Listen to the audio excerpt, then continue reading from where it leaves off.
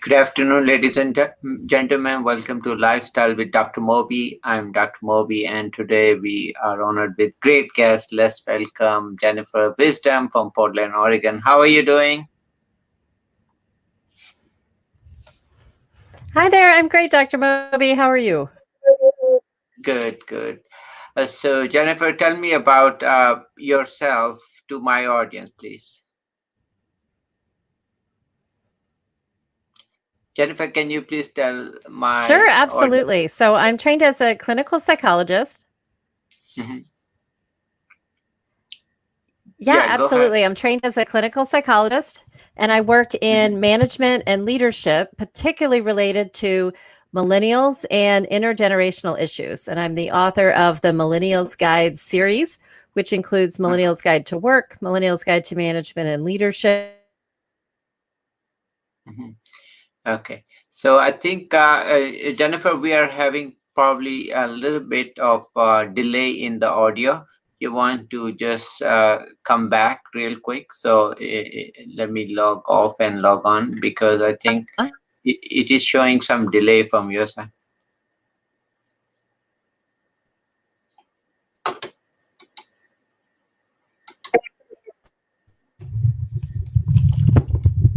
Yeah, yeah. I think now I can hear you. Yeah, go ahead, Jennifer. Can you hear me better now? I can hear you now. Yes, thanks.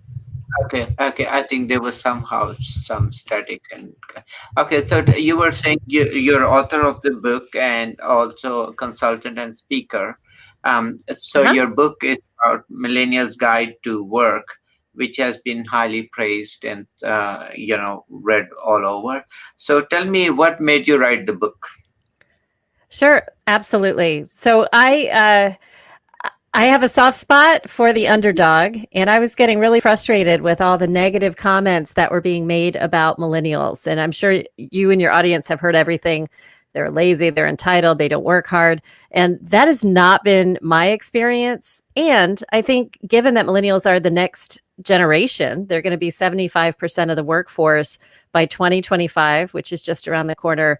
I thought it was really important to help them out and make sure that they have some suggestions and guidance and they had information that no one ever tells you about how to be successful in the workplace, either as early career people, as people who are becoming managers and leaders, or more. Okay, great. So for audience sake, if you can define what are the parameters for millennials? How do Oh, how do absolutely. Sure, absolutely. So we have a complex work environment today with five different generations. Millennials are the individuals who are about 20 to 40 years old right now. So people who came of age around 2000. So during the age of the new millennium. Younger than millennials are Generation Z. So those are folks who are under 20 right now. And Mhm. then right after millennials, older than millennials, is my generation, Generation X. After me is the baby boomers, many of whom are reaching retirement age right around now. And then there are still some the very oldest group right now is the traditionalists. So millennials are coming in to the workforce when there's a lot of shifts going on, a lot of economic turmoil, a lot of technology changes, a lot of differences in kind of how everyone approaches work. So it's fascinating to me to watch this, and it's absolutely a joy and a privilege for me to work with millennials and help them be more successful in an ever changing workforce. Mhm. And so tell me a little bit about also, of course, effect of COVID on this the current. What would be a like legacy or effect overall later on? You think when they look back and say, "Oh my God, 2019, 20 whatever, 2020, 2021 Right. was the worst," and it kind of kind of created such a setback for millennials. Absolutely. So there's kind of two main things. One is definitely the economic challenges where many people were laid off, a lot of businesses closed. That's been very challenging. And millennials often have more than one job, so they might have gotten let go more than once, which is a problem as well because Mm, they still have student loans to pay and other things. I think related to the world of work and COVID, many people have had the experience before COVID where they thought maybe I could work from home, and bosses said, no, you need to be in the office. And that has been turned on its head during COVID. And we're finding that a lot of certainly white collar jobs and many others can be done remotely in a way that just was not accepted pre COVID. It Mm. remains to be seen how things will either shuffle back into the office or not into the office. And there are implications for that around commuting times, around use of resources in cities as people commute into cities and then out of cities, around kind of the burden that employees take on in having a home office, where the office, their organization used to supply their computer, their phone, their light, their heat, all of those things. And now many more white collar workers are needing to apply that from home. And I'd add one more piece, which is the risks that people who don't work in offices have had to take, people who have been out there on the front lines, whether they're in medical care or custodial services or food service. There has been enormous risk that those individuals have taken. And I think there'll be more conversations around how to make sure that those individuals are paid fairly, given that they couldn't work from home and they needed to be out in the world working with other people at great risk to themselves. And I think that's a very good point about, a lot of these working from home. So it has probably is going to change for next 5 years easily. I think a lot of, especially with offices, even medical practice, wars, it has really changed. I see, there was a big push after, of course, now COVID to do this telemedicine and those develop. I mean, those technologies were always there. Problem was they were hesitant. They were kind of not letting it go to the next level.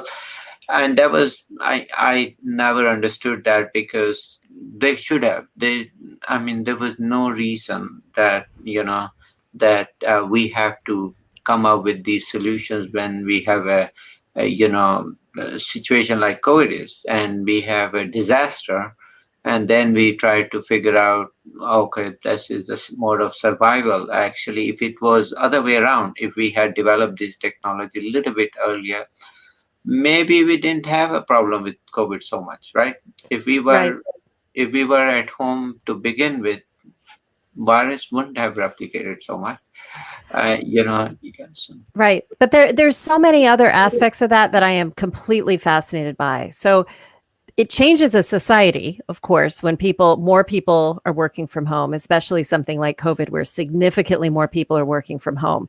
They're not out spending, they're not out eating, they're not out socializing with other people, friends and colleagues. So that's a huge change. I think there's also a change in not everyone is equally comfortable with technology. And a lot of the barriers before were about both barriers on the patient side for telehealth and on the provider side, where both people on both sides were saying that it's just not the same. It's just not as personal as I'd like it. It's just not as good as an in-person meeting, which, a telemedicine meeting is better than no meeting with your doctor. And it certainly changes the risk structure, where if you go into your doctor's office, you're not only putting yourself but others at more risk. So now telemedicine doesn't look so bad in comparison, both for providers and for patients. So I think there's a lot of issues like that we're having to make different decisions because the circumstances have changed, the context has changed, the risks have changed. And it's fascinating to see how that's going to unfold, both for people who are older and maybe less comfortable with technology, providers and patients, and with people who are younger and much more comfortable with technology. And let's talk a little bit about, I think we touched this subject about millennials. You said there were some misunderstandings about them. So or the people misunderstood them. So what are the most common mistakes that people have about them? Absolutely. So I think the biggest three millennials are the stereotype is that millennials are lazy, entitled, and they don't want to work hard. And again, I interview millennials regularly for my Millennial Wisdom podcast. I have yet to meet a millennial who's only working one job, and everyone I talk to is hustling. They're trying to get stuff done.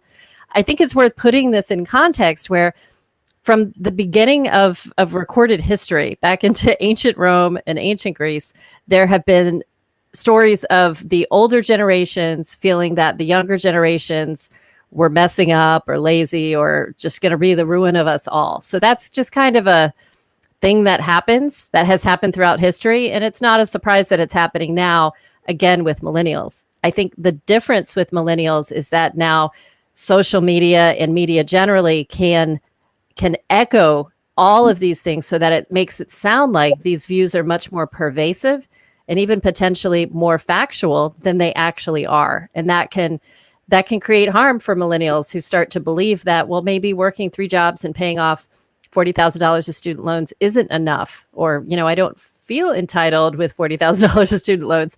I think it creates a number of challenges in there that are rough. And I think when you combine that negativity with challenges in the workforce around, older generations saying, well, millennials don't know how to answer the phone, or they don't know how to do this or do that.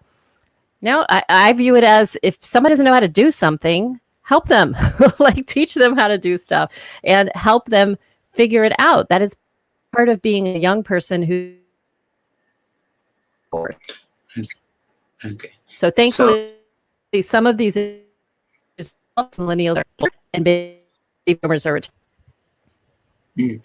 And that is true, and I like that a lot. That if they don't know, teach them, show them, and that happened to all generations. So my generation, your generation. I mean, even the generation above us, they would look at us and say, "Oh, they are not as responsive as as we would like," right? So I mean, that's how every generation looks at the other one, right? Right. So they I mean, Right. there's nothing wrong with that. But what are the other good things you have seen in millennials, and you see that, oh, the future of any generation would be bright? I say Could you anything you repeat the have. question? I said, have you seen any a couple of features with millennials? Have you seen them closely that you say, their generation will do well? These are just blown out. Oh, absolutely. So, first is, I think, to look at what millennials experienced by the time they turned 20 or 30. So, these folks came of age during 9/11. And then, right when they were going into the workforce, was the recession. And right when they're supposed to be kind of they're at the age of 20s and 30s where they're settling down and raising families. We now have a pandemic and a Yeah. recession. Like, these are resilient people. Not only that, they started with MySpace, and now we're up to TikTok and YouTube and all kinds of different technologies, and they are just soaking it up like a sponge. So not only is this a extremely resilient generation, but it is also an extremely innovative and creative generation, and that bodes well. That bodes so well for the future for all of us. Mhm. And also, I want to ask you, what would be in 5, 10 years from now? You think there will be less, of course, commute? I'm sure this COVID has changed drastically, into telemedicine and Zoom meetings and so forth. There will be less cars for sure. There will be a transition from fuel to electric vehicles, and those will be kind of there was some thought, somebody saying in 5 years or 10 years, fuel cars will disappear. There will be not many gas stations left over, and then as a result, there will be also self-driving cars. So there will be self-driving cars, there will be all those, and then as a result, there'll be fewer accident. Insurance companies will go bankrupt because nobody needs the big insurances anymore. So do you see that, and not to mention a lot of these car dealers, and they have to kind of transition altogether. It's like a phone. You remember we used to have a big Oh, phone, yes. and now look at the cameras, the all in iPhone and smartphones, and nobody buys old cameras. So it'll be like they said it's gonna happen next 5, 10 years, and this is gonna impact pretty all these millennials. So Right. yeah. Absolutely. Yeah, I mean, I don't know about the car part. That's kind of not, that's a little bit outside of my area, but we do anticipate, of course, that how we manage transportation is likely to change with climate change and with safer energy sources and that sort of thing. And you're absolutely right that that has ripple effects on everything, on the insurance industry, on gas stations, on car sales, on all kinds of things around how we use our time. It also affects things like the music we listen to. So people were listening to music in the car. Many times that's the only time people would listen to music or podcasts during their commute. Well, if you don't have a commute, that's time that you don't have to listen to music or podcasts. And like you said, the phone revolution, I think it's hard to call it anything but a revolution. Over the last 30 years, phones have really absolutely changed everything about the way we do life. And I wonder, kind of, we think of vehicles, we think of phones. What's the next thing that's going to be a huge change that we can't even fathom right now? The same way we couldn't fathom in 1980 having more computing power in our hand that we could take anywhere that was actually available to consumers at the time at all in 1980. I'm excited about those changes, and I think we're in good hands. Not everyone will agree with me, but I believe we're in good hands with millennials who will continue to use their social awareness and their social interests in helping the world and helping the environment. They'll continue to use those interests and those passions for good to help make the world a better place. One thing I have seen, and I don't know if you have any thoughts on those, is the relationship section for millennials. Is that a problem area? Yeah. So yes and no. So on the one hand, people in their 20s and 30s have for many decades been challenged to find relationships and to develop relationships. In fact, that's the developmental task of being in your 20s and 30s. On the other hand, COVID kind of put a big wrinkle in things. It was already challenging that millennials have more student loan debt than other generations. And so it's harder for them to make decisions to get married, buy a house, start having children, things like that, because of the financial situation. Now you have a year or more that people are really not able to meet in person and not able to develop relationships in the same way. That said, we're all in the same boat for that. It's at an unfortunate developmental time for both millennials and Gen Z. But on the other hand, there's a lot of options for how young people can be creative. And one of the books that we just published was Millennials Guide to Relationships. Never thought I would write a chapter on physical intimacy and dating during COVID, during a pandemic, but there you go.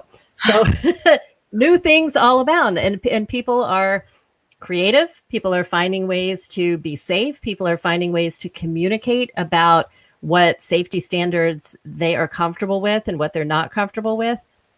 People are resilient. They'll adjust, and it's not like there aren't going to be any kids born. People are going to continue to have relationships and have kids and find happiness with each other. Okay. So you think they will find a way out of with this COVID, which put a dent in a lot of relationships and so forth, right? It did put a dent in relationships. It also put a dent in relationships for people who are older than millennials as well. So probably like me, you have other friends where, maybe a partnership was going okay, and now they can't stand each other because they've been spending 24/7 cooped up. Other people are single and having trouble finding someone or found the love of their life. I mean, humanity is so resilient and so creative. And I just know that no matter what happens, we will continue. People will find love. People will find sex. People will find each other. And people will continue to be creative about that. No, that is true. And also tell me a little bit about what things have helped millennials. I know we talk a lot about what has not helped them. Anything that has really helped them? Yeah, I think the flexibility in the market around the adoption of technology has been really positive for millennials because they are such quick adopters. It has been challenging, I think, for millennials who are not technologically savvy because there's an assumption that everyone under 40 can do all this stuff. But then again, as a Gen Xer, when I was a teenager, people would think that I knew how to program a VCR, which I did not. So I think the technology flexibility is definitely in their favor. And I think the openness in the world, that there's much more attention to diversity anti-racism efforts, anti-sexism efforts, and those social causes are incredibly important for millennials. And organizations and businesses and corporations are starting to see that if they want to keep millennials employed at their places, they really need to have a social justice perspective to some extent. They need to be clear about where they stand on those issues, or it's going to be hard to keep millennials.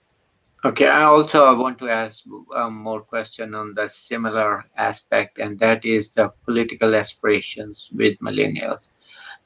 Where do you, I mean, we're not saying one party or the other, but is that gonna change the landscape for next elections and so forth? Absolutely. I mean, we've all seen how the political environment in the US is just continuing to be roiled by all kinds of different changes that are happening, from personalities to party affiliations and party platforms and that sort of thing. I think as the ethnic distribution in the US continues to change, that is creating a lot of opportunities for lots of different people to affiliate in political ways that they might not have before. So not saying that certain groups only vote a certain way, but just saying that as that population shifts, I think people are starting to see the ways in which government can be helpful and ways in which government is not so helpful. And I think COVID's a great example of differences between political parties, around one party sometimes saying that, there's nothing that can be done, and another party saying, well, actually, here are some ways to use government for good.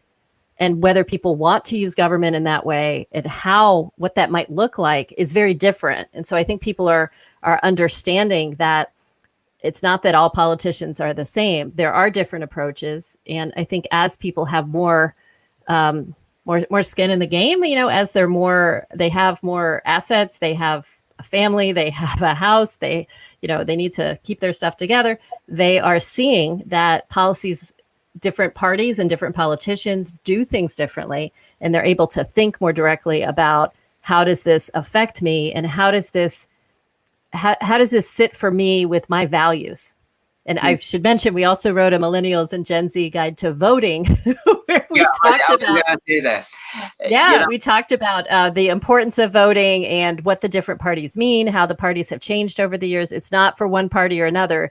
It's just get out and vote.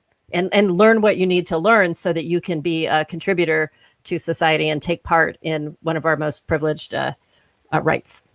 Okay. So, and I was going to have a similar question after that. Do you think the millennials are going to be more participation? We see more participation in the voting than our generation. Probably our generation is more, and then traditionals, and then you think they will also kind of be more participating than Gen Z? So that's a good question. We don't know enough about Gen Z now, so we'll see what happens with them. But certainly voting tends to go up after big incidents, like after Watergate or after a world war, things like that. People tend to vote more because they see more directly how their votes actually impact them in their communities and their values. So I am hopeful that millennials will continue to pick up the pace in voting. Gen Xers like me are stereotyped. It's not always true, but stereotyped as kind of being more apathetic and hands-off and not being too passionate about voting.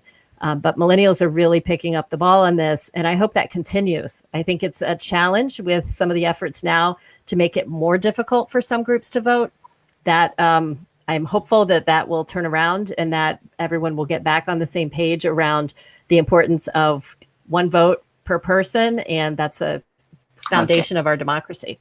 Yeah, and also the main topic I also want to touch today is, do you think the retirement or these Medicare, there will be anything left for them?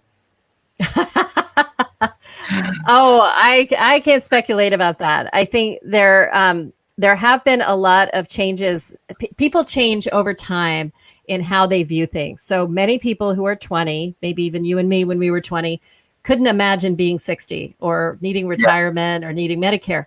Now that we are getting closer to 60, then, we think about that differently. It feels more real to us. We see our parents retiring, and we feel differently about how politics and taxes and all that stuff happens because we're in a different place in our life. So I'm imagining that as millennials continue to move forward in their lives, just experiencing different things and getting older, like we do, that they may have different perspectives about that as well. Just Okay. continuing to change. Yeah. Okay. Well, thank you. It was a pleasure talking to you. Any final message you have for our audience? I'm sorry, could you repeat that, please? Any final message or for you would like to share with our? Yeah, absolutely. I would love to just say these young generations, don't listen to anything negative that people are doing. You're amazing. You are talented. You have so much to offer the world. And I hope that you go out there and just take on whatever it is you want to do and live your passion. Okay. Well, thank you for coming to our show. It was a pleasure talking to you. And I can tell you, I don't have too many guests coming and really helping millennials. So good job, you. Oh, Thank you. excellent. Thank you so much. Really appreciate it. Take care. Take care.